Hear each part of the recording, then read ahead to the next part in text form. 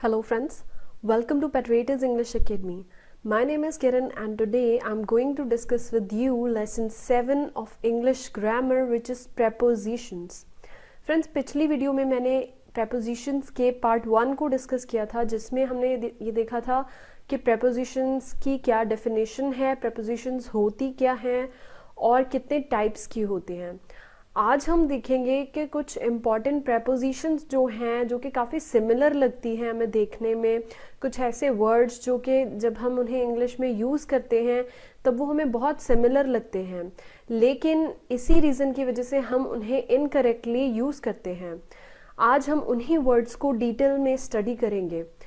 तो सबसे पहले मैं ये कहना चाहूँगी कि अगर आपने इस वीडियो के पार्ट 1 को नहीं देखा है तो प्लीज़ आप उसे ज़रूर देखें ताकि पार्ट 2 को समझने में आपको आसानी हो।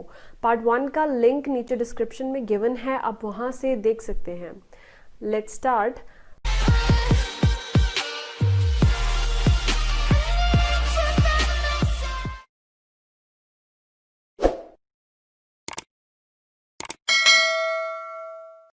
हमारे सबसे पहले जो प्रेपोजिशंस है वो है ऑन और ऑन टू।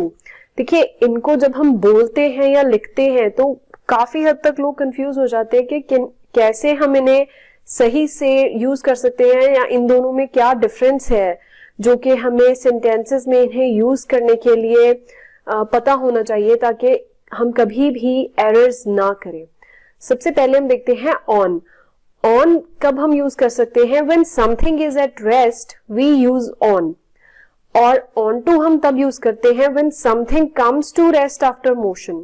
देखिए, यहां पर सेंटेंस बोलने की बात हो रही है। जब हम कोई सेंटेंस बोल रहे हैं जिसमें हम किसी चीज की बात कर रहे हैं जो कि रेस्ट पर है, दैट मीन्स मूव नहीं कर रही है या कोई मूवमेंट नहीं शो कर रही है, उस केस में हम ऑन यूज करेंगे। और जब भी कोई चीज मोशन के बाद रेस्ट पर आ रही है, किसी मूवमेंट के बाद रेस्ट पर आ रही है अकॉर्डिंग टू आवर सेंटेंस, तब हम ऑन टू यूज करेंगे।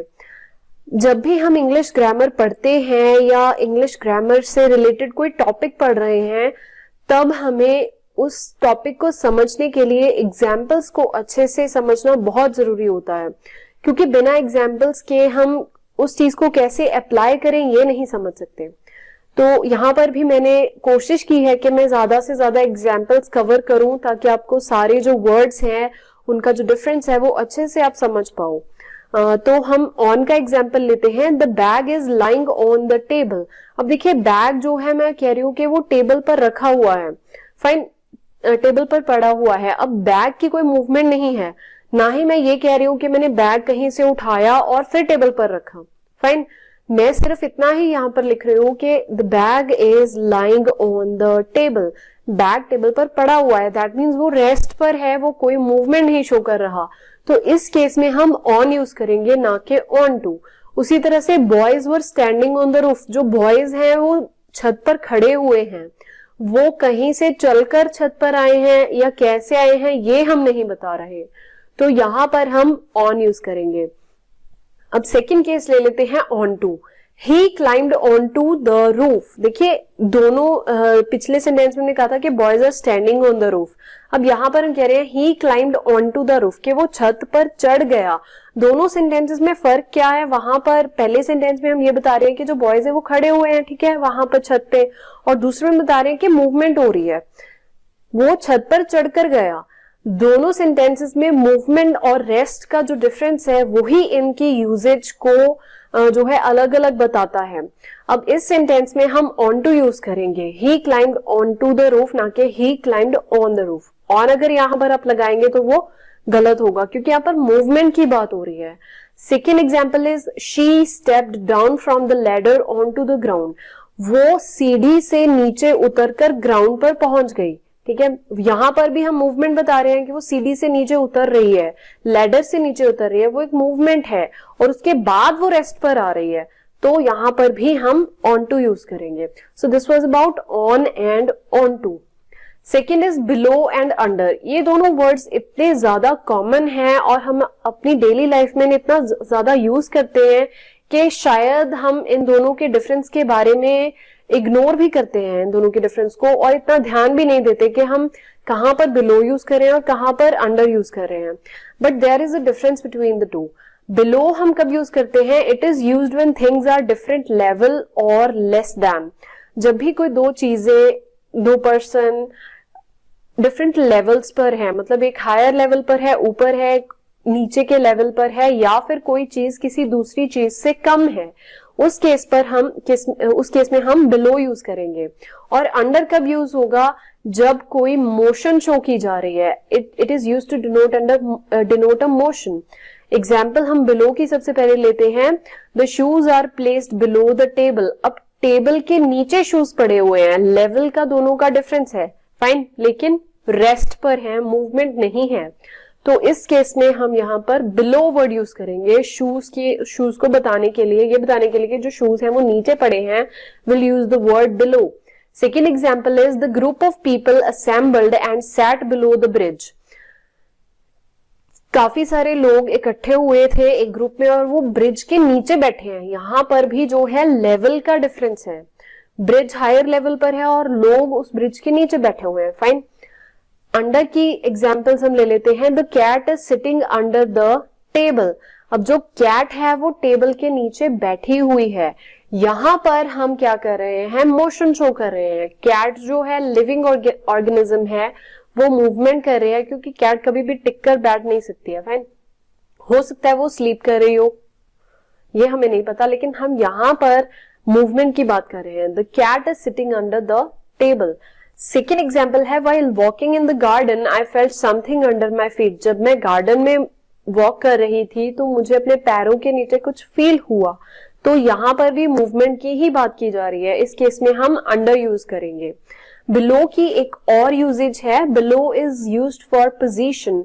जैसे एग्जाम्पल ले लेते हैं. The clerk is below the manager. यहाँ पर पोजीशन जो है, मैनेजर और क्लर्क की पोजीशन के बारे में बात किया जा रहा है कि जो क्लर्क की पोजीशन है वो मैनेजर के नीचे वाली पोजीशन होती है, फाइन, और मैनेजर जो है हायर पोजीशन पे होता है. सो this was the difference between below and under. Friends देखिए काफी माइन्यूट सा डिफरेंस है इन दोनों वर्ड्स में, और इसी माइन्यूट से डिफरेंस की वजह से ही इनकी यूजेज भी डिफरेंट है. Next is above and over. Above is used to describe things that are rest. मतलब वो चीजें जो रेस्ट पर हैं उन्हें डिस्क्राइब करने के लिए हम above वर्ड यूज करते हैं. और over तब यूज होगा जब भी हम उन चीजों को डिस्क्राइब करेंगे जो कि एक कवरेज प्रोवाइड कर रही हैं. हम पहले above की एग्जांपल ले लेते हैं. The office is above the first floor. देखिए अब जो फ्लोर्स है वो तो मूव नहीं कर सकते, ठीक है, वो रेस्ट पर ही रहते हैं हमेशा. तो जो ऑफिस है वो फर्स्ट फ्लोर के ऊपर है. अब ऑफिस मूव नहीं कर रहा, उसके अंदर लोग डेफिनेटली मूव करते हैं. यहाँ पर हम ऑफिस की बात कर रहे हैं, तो इस केस में हम above यूज करेंगे. Above is also used to denote something away from other thing or activity. मतलब जब भी कोई पर्सन या कोई चीज किसी से दूर है, उस केस में भी हम above यूज करेंगे. एग्जाम्पल है राहुल इज above करप्शन. मतलब राहुल करप्शन से दूर है, वो करप्ट पर्सन नहीं है. वही चीज हमारी डेफिनेशन कह रही है कि above is used to denote something away from a thing, away from other thing or activity. तो राहुल जो है करप्शन से दूर है, so we are using the word above to describe that. अब हम over पे आते हैं. ओवर में सबसे पहले हम एग्जांपल लेते हैं. The bird is flying over the building. देखिए जब भी बर्ड फ्लाई कर रहा है वो ओवर द बिल्डिंग फ्लाई कर रहा है बर्ड, तो उसका मतलब है कि वो उसके इर्द गिर्द घूम रही है. बर्ड जो है उसके चारों तरफ चक्कर लगा रही है. और हमारी स्टेटमेंट भी यही कह रही है कि जब कवरेज हो, कोई मूवमेंट हो किसी चीज के अक्रॉस, ठीक है, बर्ड की मूवमेंट भी बिल्डिंग के चारों ओर है, तो वो एक कवरेज की तरह मूवमेंट जो है शो हो रही है. That's why we are using the word here over. The bridge is over the river. अब जो ब्रिज है वो भी एक ब्रिज रिवर के अक्रॉस बना हुआ है, ठीक है, इसलिए हम यहाँ पर ओवर यूज कर रहे हैं. Our next preposition is ago. This preposition is used for certain time in the past. That means कोई चीज या कोई काम जो past में हो चुका है किसी एक certain time पर, उसको डिस्क्राइब करने के लिए हम ago वर्ड यूज करते हैं. Like I saw him 10 years ago. मैंने 10 साल पहले उसे देखा था. A few months ago, कुछ महीने पहले, she met with an accident. उसका एक्सीडेंट हो गया. A century ago, cars were made one at a time. मतलब कुछ 100 साल पहले की बात हो रही है. यहाँ पर सेंचुरी 100 years को कहते हैं. तो कार्स जो है एक टाइम पर एक कार बनाई जाती थी, लेकिन आजकल ऐसा नहीं है, because we are in a developed world. ठीक है, मैंने ये एग्जांपल लिखी है, आप कोई भी एग्जांपल ले सकते हैं. An year ago, I went to Paris with my family. एक साल पहले मैं अपने पेरेंट्स के साथ पेरिस में, अपनी फैमिली के साथ पेरिस में गई थी. सो ये थे एग्जाम्पल्स उस टाइम के जो पास्ट में हो चुका है, कुछ कोई एक्टिविटी या कोई चीज. मैंने सारे ईयर्स, मंथ्स, सेंचुरी का एग्जाम्पल इसलिए लिया है ताकि आप अच्छे से समझ सके कि किस किस के साथ हम जो है एगो वर्ड को यूज कर सकते हैं. Next is to. देखिए, टू की यूजेज काफी इंपॉर्टेंट रहती है इंग्लिश में. लोग टू और TOO इन दोनों में काफी कंफ्यूज होते हैं, तो हम टू को आज अच्छे से देखते हैं कि कहां पर हम इसे यूज कर सकते हैं. It is use to indicate the place, person और थिंग दैट समवन और something moves toward. That means जब भी कोई पर्सन किसी चीज, किसी पर्सन या फिर किसी जगह की ओर जा रहा है या एक पर्टिकुलर डायरेक्शन में जा रहा है, तब हम जो है टू वर्ड यूज करते हैं. जैसे all of us went to the movie theatre. हम सब लोग मूवी थिएटर में गए. अब यहाँ पर एक पर्टिकुलर जगह पर जा रहे हैं सब लोग. कहां पर जा रहे हैं? मूवी थिएटर में. तो हम टू वर्ड यूज करेंगे. Please send the envelope back to me. यहाँ पर एक चीज है जो वापस सेंड की जा रही है. किसे? मुझे सेंड की जा रही है. Please send the envelope back to me. आप मुझे वो जो एनवेलप है वापस भेज दीजिए. तो यहाँ पर TOO आएगा. सेकेंड यूजेज इसकी है, it is use to indicate a limit और एंडिंग पॉइंट. जब भी किसी चीज की लिमिट या उसका एंडिंग पॉइंट, उसका एंड हमने बताना हो, तब भी हम टू यूज करेंगे. Example is the snow was piled up to the roof. जो सारी स्नो है वो इकट्ठी की गई छत पर. The stock prices rose up to $200. Stock prices, stock market में जो प्राइजेस होते हैं वो कहां तक गए, एक एंडिंग पॉइंट हम बता रहे हैं कि $200 तक वो राइज किए. ठीक है, तो हम TOO यूज कर रहे हैं. Third is it is use to indicate a relationship. अब एक पर्टिकुलर रिलेशनशिप ह्यूमन बींग्स की नहीं. एग्जाम्पल लेते हैं, my answer to your question is in the letter. अब यहाँ पर रिलेशनशिप है, क्वेश्चंस कहां पर, आंसर्स जो है क्वेश्चंस के वो कहां पर लिखे हैं? लेटर में. ठीक है, my answers to your questions. अब क्वेश्चंस और आंसर्स के बीच में जो रिलेशन है वो ये है कि वो कहां पर लिखे गए हैं? In the letter. तो यहां पर भी हम टू यूज कर रहे हैं. Do not respond to every small thing in your life. अपनी लाइफ में हर छोटी चीज के लिए हमें रिस्पॉन्ड करना, उसके बारे में रिएक्ट करना जरूरी नहीं है. इसका मतलब ये है, तो यहां पर भी हम टू वर्ड यूज कर रहे हैं, टू प्रेपोजिशन यूज कर रहे हैं. Now comes of. OF. It is used for belonging to, relating to और कनेक्टेड विद. इसका हम एग्जाम्पल ले लेते हैं ताकि आपको समझ में आ जाए. The first page of this book is missing.